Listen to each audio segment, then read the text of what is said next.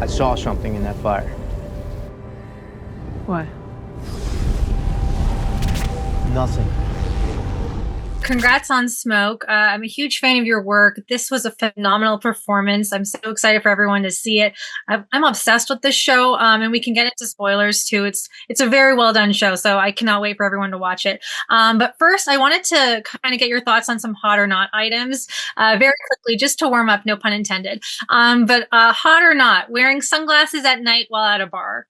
No. Okay. Michelle and Dave. Unless you're on drugs and then maybe it's a needs must kind of situation, you know? Yeah, of course. Or if you had like a LASIK eye surgery. Yes, I get it. Yeah. Michelle and Dave's will they or won't they chemistry? Hot or not? Is it a will they or I think maybe Dave thinks there's a prospect, but I don't think she does. Yeah, hot. Let's go hot. Okay. Keeping a flask in your pocket during the day while having a midlife crisis? Not. Wearing firefighter uniforms while shooting long fire-related sequences? Hot. Yeah. Literally hot, though, right? Literally hot rather than figuratively. And lastly, singing Michael Bolton in the car. Hot or not? So hot. So hot. Is it your favorite song? Would you say now you got so used to it? I have such a troubled relationship with that song. Michael Bolton is, you know, obviously an extraordinary singer. And I like the top note in that song is so difficult to hit. But I had quite a stressful time trying to get there. I think I just about got there, but it doesn't sound particularly comfortable or in no way sexy in the way that the voice, as I hear he's sometimes known, makes it sound. But it was a fun sequence to shoot and it turned out great. But yeah, it's not one I'd pick for karaoke. No, it's great though. You did a great job with it. Getting into the spoilers, episode 2, we learned that Dave is revealed as one of the arsonists, which is a total game changer. As an actor, how did you approach that duality between, the first 2 episodes, knowing that Dave is both hunting and then committing these crimes? It was a real challenge, and I found the first 2 episodes difficult. To be honest, the moment with Emmett just before the revelation that he is the D&C arsonist actually felt like a real release for me as an actor in some ways. When we shot that sequence where he buys the fried chicken and the kid comes home, I really loved shooting that sequence because it felt like I could go, oh, okay, finally, I'm playing the guy, because up to that point, it's very, very contained. And Dennis said in an interview with Time that I was an actor in hell, and he's not wrong. I just found it very hard concealing who he was in the first 2 episodes, because after that point, you can really flex and spread your wings inside the role and enjoy his insanity. And speaking of insanity, like the character, there's so many layers to him.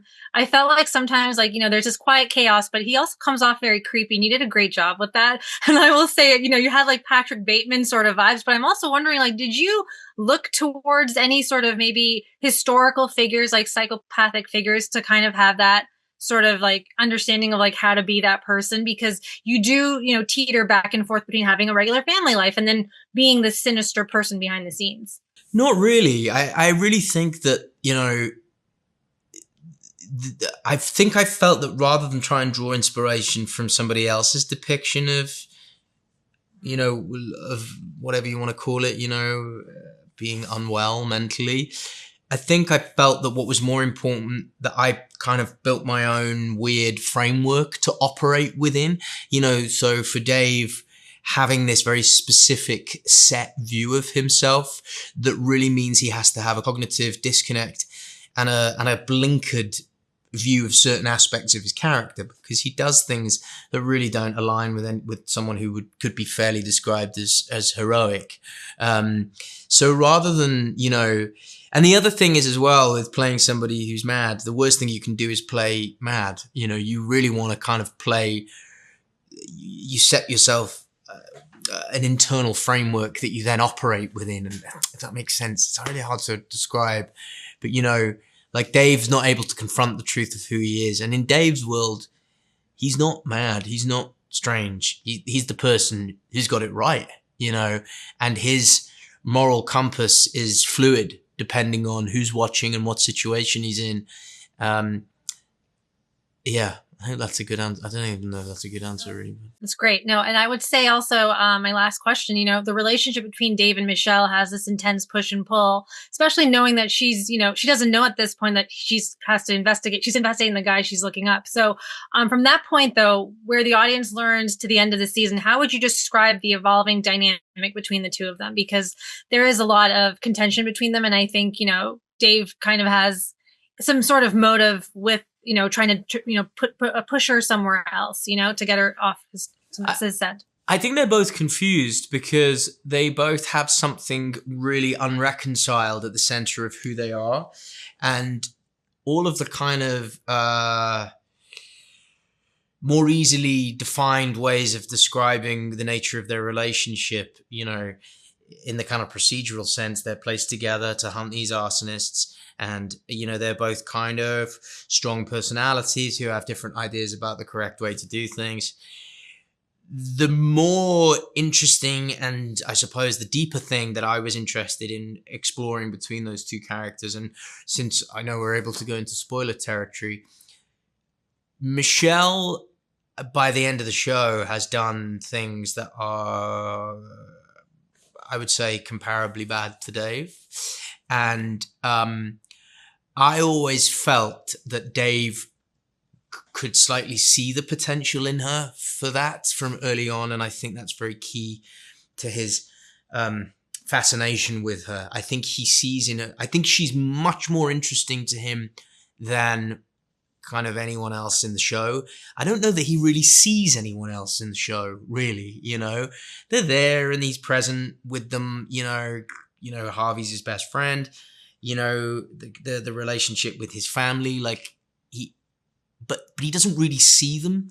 There's something about Michelle that feels a bit like looking into himself, I think. I think he has this darkness deep in him that he doesn't really see in himself, but I think he's able to see it in her in a weird way. And that gives him a sense of being connected to her. It's almost like he understands himself better through her, I think, maybe, and I think by the end of the show, part of what he's pushing for in that final episode, there's a moment in the last episode where he tries to kill her and she gets up from what would seem like certain death. And he's so fucking pleased.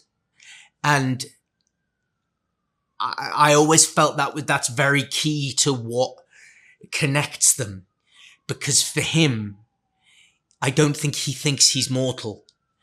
And I think he looks at her and I weirdly don't think he thinks she's mortal either. She may not be quite as immortal as him, but she's definitely not mortal. I don't know. Do you know what I mean? There's an odd thing happening for him in there. I think he's all about destruction and she's indestructible. No, I think that's the perfect, answer to end on, because I cannot wait for everyone to see this. And when they get to watch the show, Taron, they're gonna love it. They're gonna love your performance too. So amazing in this. But thank you so much for your time. Always, I've always wanted to talk to you. So very honored today. And thank you so much. Oh, it's been an absolute pleasure. Nice to talk with you too.